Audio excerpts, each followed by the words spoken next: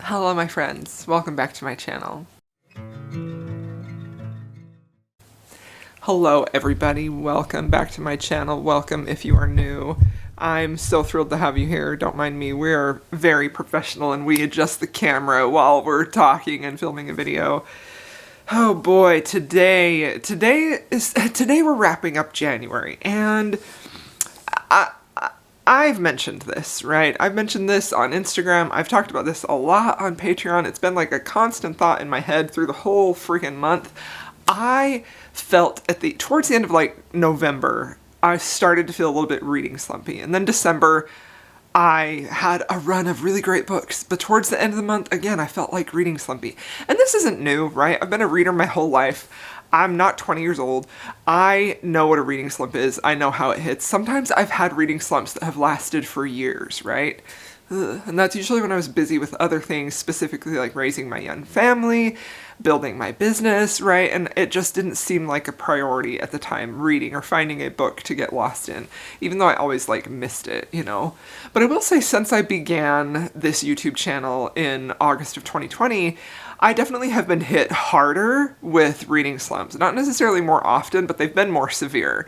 And maybe more severe in terms of how they make me feel. Like, they feel just really absolutely devastating, because I think partly because I'm so used to just like burning through books at a pretty great speed compared to what I did before I had this YouTube channel. So then I get hit with this reading slump and I'm just sort of like, what do I even do with my life? You know, like, I feel extremely lucky that I have a job, my business that I created, that I can listen to audiobooks all day long, right? I'm working on my art, I'm making sculptures, I'm doing a lot of things that allow me to focus on my work, but I can also be entertained with an audiobook. And it has helped me really get a lot of work done throughout the years. So when that I had a hard time. So I guess I should say it's a reading slump in all ways, but because I'm such an avid audiobook listener, I go through currently I've been going through an audiobook in like December, maybe one every 2 or 3 days, you know, and that's listening for maybe 6 to 8 hours a day. That, you know, you can get through a lot of audiobooks in that time if you aren't distracted. You know, I don't have coworkers. It's just me and my little brain and my little ears and my books and the little ponies that I'm making, you know? So, but physical reading has also been tough. So this video, I am going to be wrapping books up, but I'm also just going to be having a lot of commentary about reading and the state of my feelings about reading and how reading slumps play into that. So hopefully this video will be interesting to you, because I feel like I got a lot to say about it. So even though I'm only reviewing 4 books and talking about another one that I'm just starting, I still feel like I have a lot to say. So the reading slumps that I feel like really are affecting me, specifically in January, was audiobook reading slumps. I just could not pay attention to my audiobook. I tried changing the speed, I tried changing the genre, I tried listening to old favorites. Like, I tried every single trick that I knew to get me hooked on an audiobook, and literally nothing was working. I tried genres that aren't for me, just to kind of shake me up and get me to pay attention, because that has happened before. And when I've had reading slumps like this in the past, one of the most surefire ways to get me out of it is like a really gripping thriller. Like, that will almost always have me paying attention. Like, I so vividly remember reading Karen Slaughter's audiobooks for the first time and just being like hooked. And it was such a relief to be hooked to an audiobook again, you know? So audiobooks have been very tough for me. I've had buddy reads with dear friends that I fell through on because I'm like, yo, I just cannot pay attention. I can't pay attention to this book. I'm listening to it, but I'm not paying attention. Like, I'm totally zoned out. And zoned out on what, right? Like, I don't even know. Just like random thoughts. Just cannot pay attention to audiobooks, okay? So because listening to something or having something going in the background is like such a crucial way for me to get a lot of work done, I then decided, okay, I've got to find something else. So I tried podcasts. I did find a lot of like solace and good quality listening time by listening to like art business podcasts and art studio vlogs on YouTube. So I felt like that was really filling at that auditory need for me. And it was nice because I could listen. It was things I was interested in, I could relate to, but it didn't require like full brain power focus like sometimes audiobooks do. And honestly, what kind of a lot of audiobooks have required from me lately, right?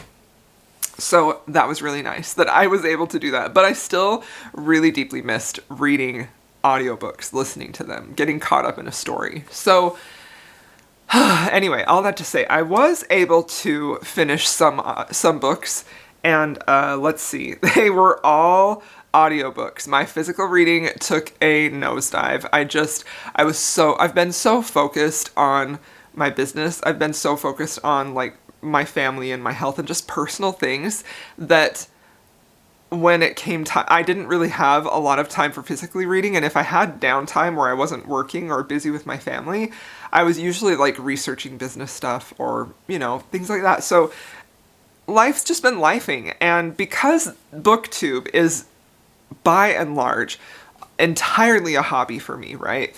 I do have my Patreon, and I love my patrons so much, and I do make some money there. It's by no means an income that I can live off of, right? And that's not at all to say that I'm not grateful for it, because I'm so grateful for that, for Patreon.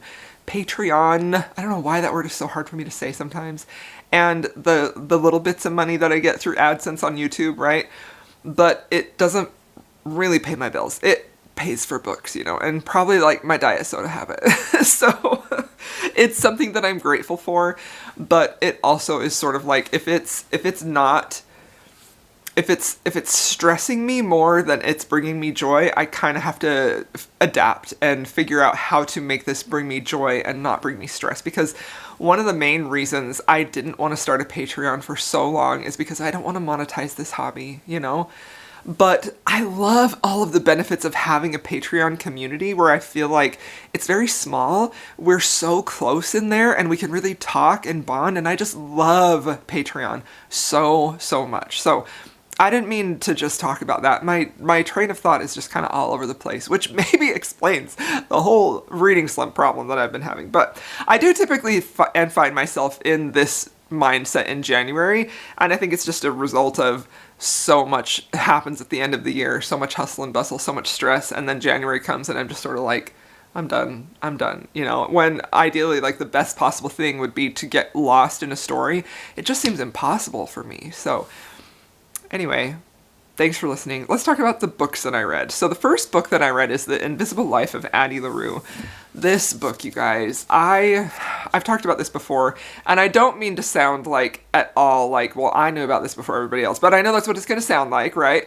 But truthfully, I first discovered V.E. Schwab in 2017 or 2018, somewhere around there when I first discovered BookTube.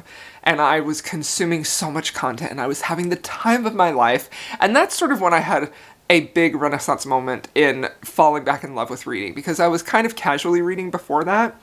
So V.E. Schwab was one of those authors that I found and fell in love with and read every single thing that she had out. Everything. Her YA books, her adult fantasy books, her backlist books. I just became obsessed with this author, and she means so, so much to me. So when I heard before this book came out, when I heard she was writing this book, I was excited, but also a little nervous. And this book came out, I believe it came out the year after the sequel to Vicious came out. Now, Vicious is one of her books that has like villains who are the main characters, and it's fantastic. I love it so much. But Vengeful, the second book, had come out, and I started it and I DNF'd it, and I remember feeling a little disappointed about it. And that was the first V.E. Schwab book that I remember being a little bit disappointed by, and I still haven't finished that book either. So when I heard about The Invisible Life of Addie LaRue, I was nervous about it. I was so nervous about it. I was wondering, like, do I only love her older stuff? Am I gonna like this or not? So I pre-ordered it regardless. I followed the author closely, and it arrived on release day in 2020, which was awesome because I wasn't going out book shopping at the time, And I started reading it. I read a few pages, and then at that time I was really heavy into just romance all the time. So I set it aside, and then I just never picked it back up again. And as happens, because this is a fantastic book, this is a fantastic author, this book kind of blew up to the point where I think it has over 1 million ratings on Goodreads, and it became a book talk darling. And you know me, hyped books and we tend to not get along, and so I put it off even more.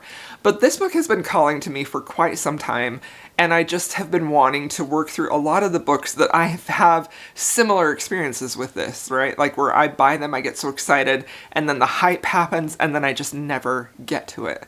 So I decided I was definitely going to read this. I wanted this to be the first book that I read this year, and it was, because I just had a feeling I was going to love it, right? And I absolutely loved this book. I gave it 5 stars. I thought it was breathtakingly, beautifully written. It has moments in here that feel like so achingly despairing, and also at the same time like a glimmer of hope, and that is truly one of my favorite reading experiences because I feel like that encapsulates humanity so purely and accurately.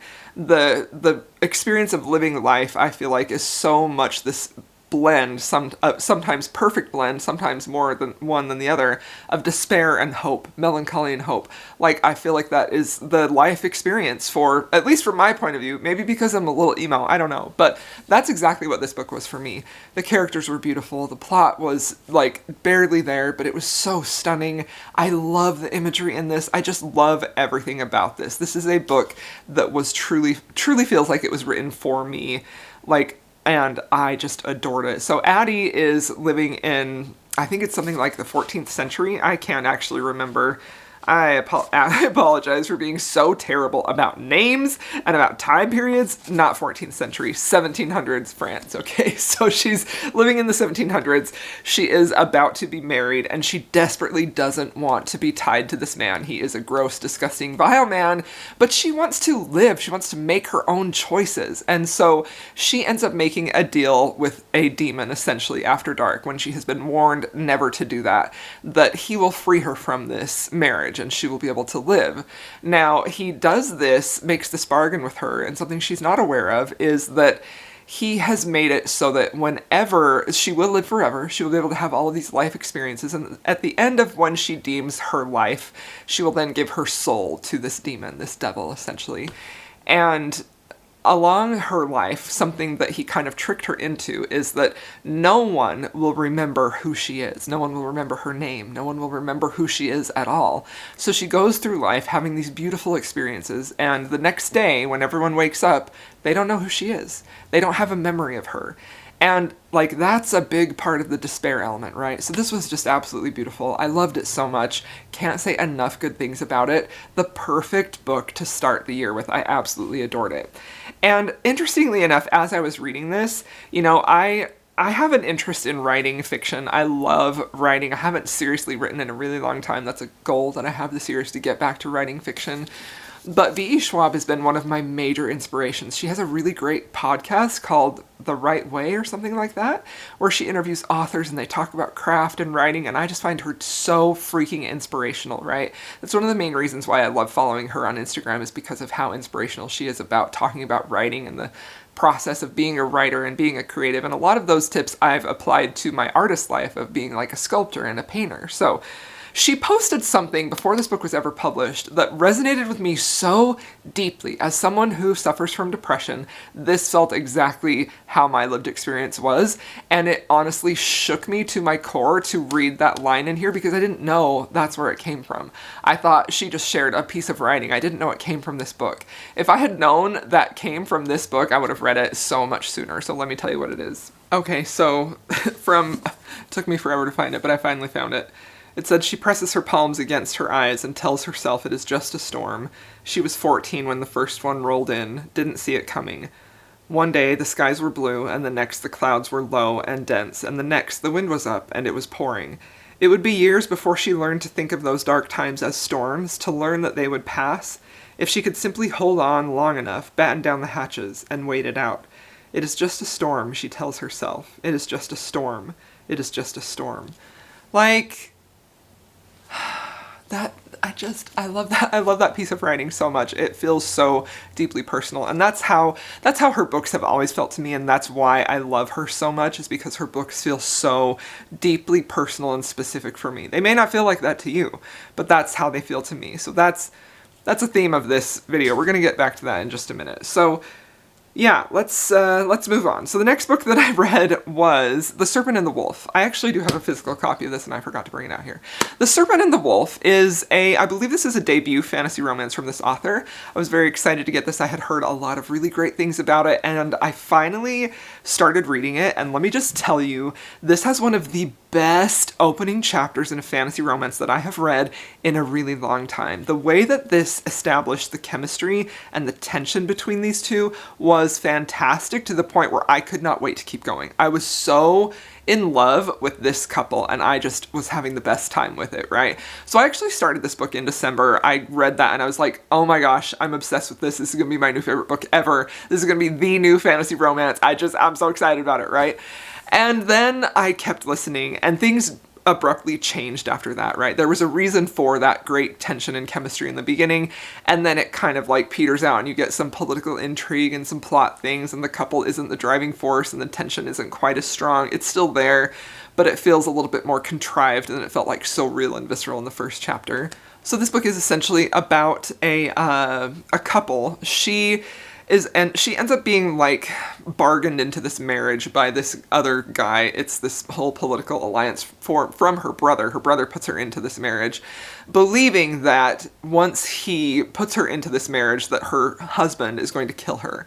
And because she is so important to the political advances of his kingdom, he wants her gone, he wants her dead, but he doesn't want to have a hand in it. So he believes that if he just gets rid of her and has her marry this guy, then everything is going to work out okay, right? And of course, we know that's not what's going to happen.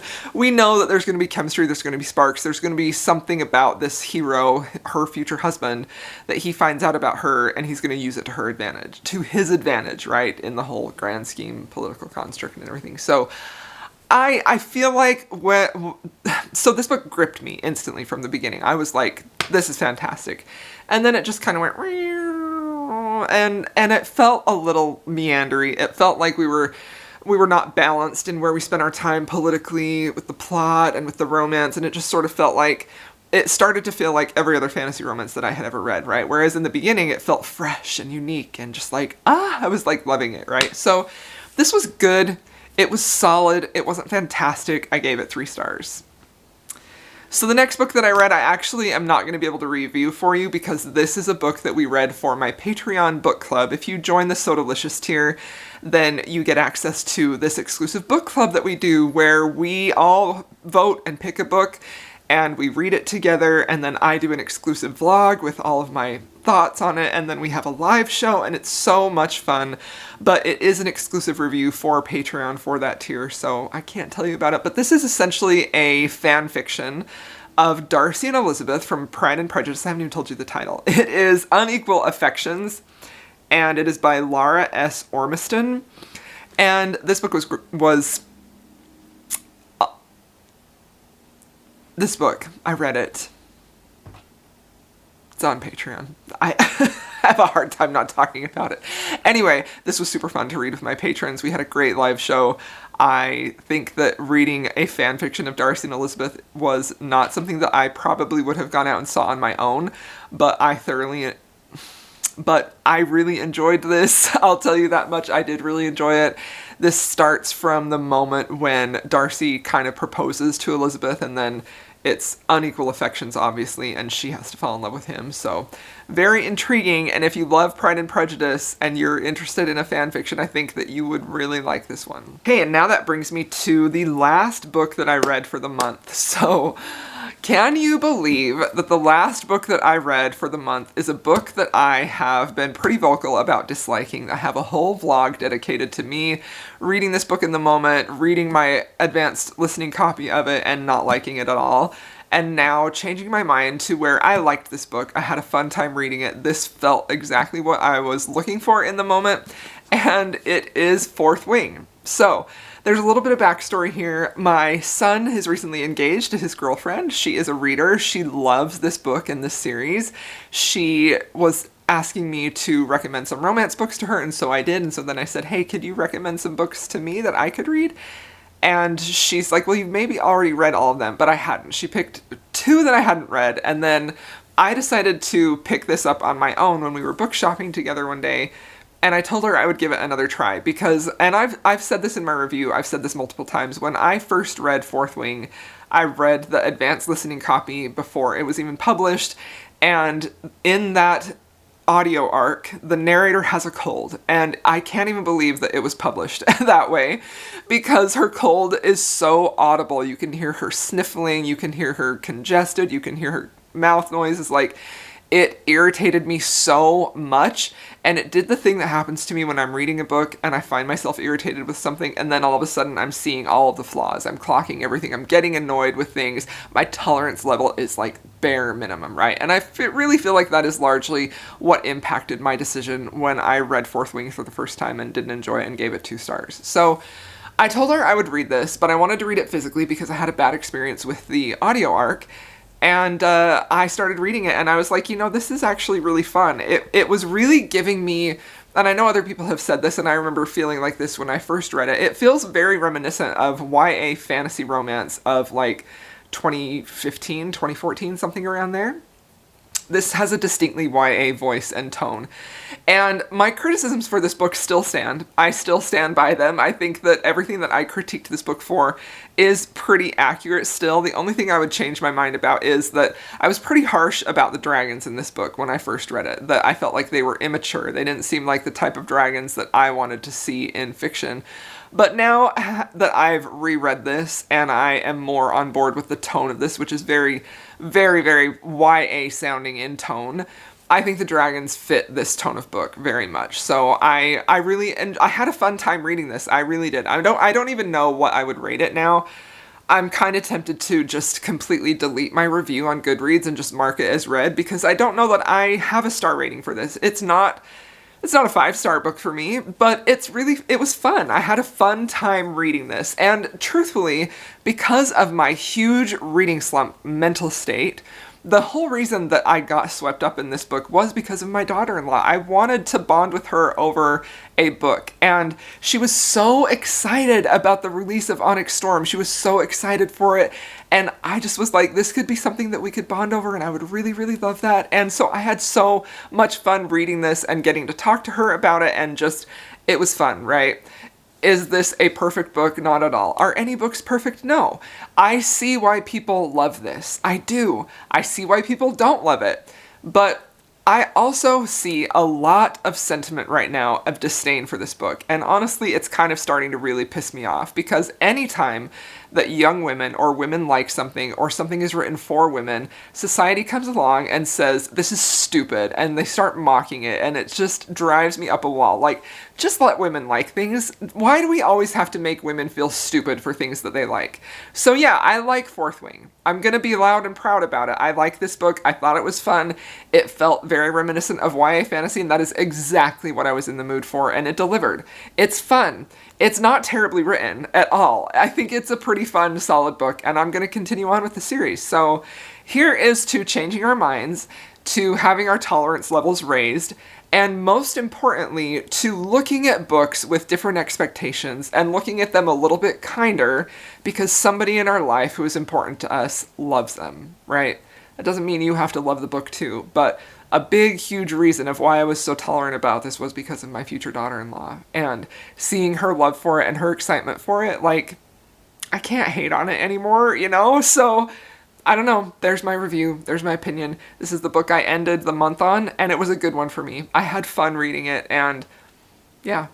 I can be as critical as the next person, and sometimes I fall into those critical reading moods more easily than others, and all I see are flaws. And then there are other times when I pick up books that you can definitely critique, and I just have fun reading them. And that's what I want right now. I want to have fun reading. And I haven't had much fun reading this month. This was fun for me. The last time I read it, it wasn't fun for me. So I don't know. Brains are weird. Reading moods are weird.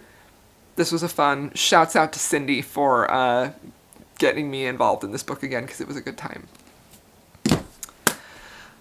There you have it. Thank you all so much for listening to this very long-winded, rambly video about my reading month in January. So, is my reading slump over? Who knows? I finally finished a book. It took me about almost like 2 weeks to finish a book, but I did it, and now I'm excited about reading again. Oh, and the other thing is the book that I am currently reading on my Kindle. that is probably going to take me 10 years is Manacled. I am finally reading this. I am reading it physically. At this moment, I think I'm only like 10% into it. I'm really enjoying it. I do feel like it's a little drawn out, it's a little long, but I also recognize that that is the nature. I believe this was serialized, so I understand why that is. But yeah, I'm very intrigued with it. So there you have it. There's my reading month. Hope you all enjoyed this video. If you made it this far, please feel free to leave me a snowflake. Actually, no. Let's put the snowflakes away. Let's do hearts. Any heart for Valentine's Day, because it's February when you're seeing this video. I'll see y'all soon.